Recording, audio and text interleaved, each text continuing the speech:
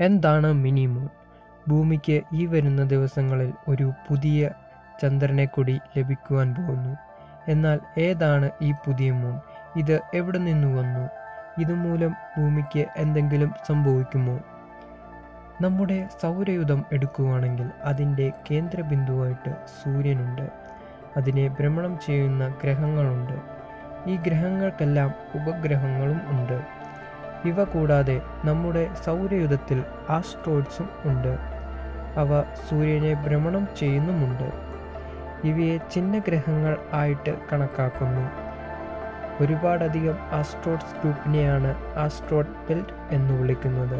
സൂര്യനെ വലം വയ്ക്കുന്നതും ഭൂമിക്ക് സമീപവുമുള്ള ആസ്ട്രോയിഡ് ബെൽറ്റിനെ അർജുന ആസ്ട്രോയിഡ് എന്ന് വിളിക്കുന്നു.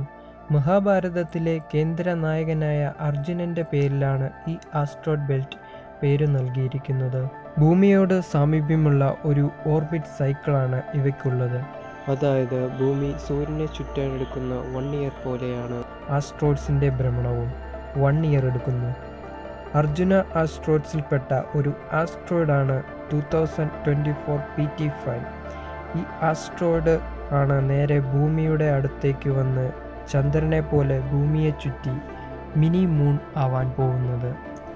ഈ വരുന്ന സെപ്റ്റംബർ 29-ാം തീയതിയായിരിക്കും PT5 നമ്മുടെ ഭൂമിയുടെ അടുത്തേക്ക് വരുന്നത്. ഏകദേശം 57 ദിവസം ഭൂമിയുടെ സമീപത്തിലൂടെ സഞ്ചരിക്കുന്നതാണ്. നവംബർ 25-ഓടുകൂടി ഈ PT5 ഭൂമിയെ വിട്ട് സ്പേസിലേക്ക് തിരിച്ചു പോകുന്നതാണ്. എന്നാൽ എന്തുകൊണ്ട് ഇതിനെ മിനി മൂൺ എന്ന് വിളിക്കുന്നു? സാധാരണ രീതിയിൽ ഇതുപോലെ ഭൂമിയുടെ അടുത്തേക്ക് വരുന്ന ആസ്ട്രോയിഡ്സ് ഭൂമിയുടെ ഗ്രാവിറ്റി പുൾ മൂലം ഭൂമിയിലേക്ക് പുൾ ചെയ്ത് അതുമൂലം ആസ്ട്രോയിഡ്സ് ഭൂമിയിൽ വന്നു പതിക്കുകയോ അല്ലെങ്കിൽ ഭൂമിയുടെ അന്തരീക്ഷത്തിൽ വെച്ച് തന്നെ കത്തി നശിച്ചു പോവുകയോ ചെയ്യുന്നതാണ് പതിവ്. വളരെ റെയറായിട്ടാണ് ഭൂമിയെ ഭ്രമണം ചെയ്യുന്ന പ്രതിഭാസം സംഭവിക്കാറുള്ളത്. ഈ പ്രതിഭാസം മൂലം ശാസ്ത്രലോകത്തിന് ആസ്ട്രോയിഡിനെ കുറിച്ച് കൂടുതൽ പഠനം നടത്തുവാനും സാധിക്കുന്നു.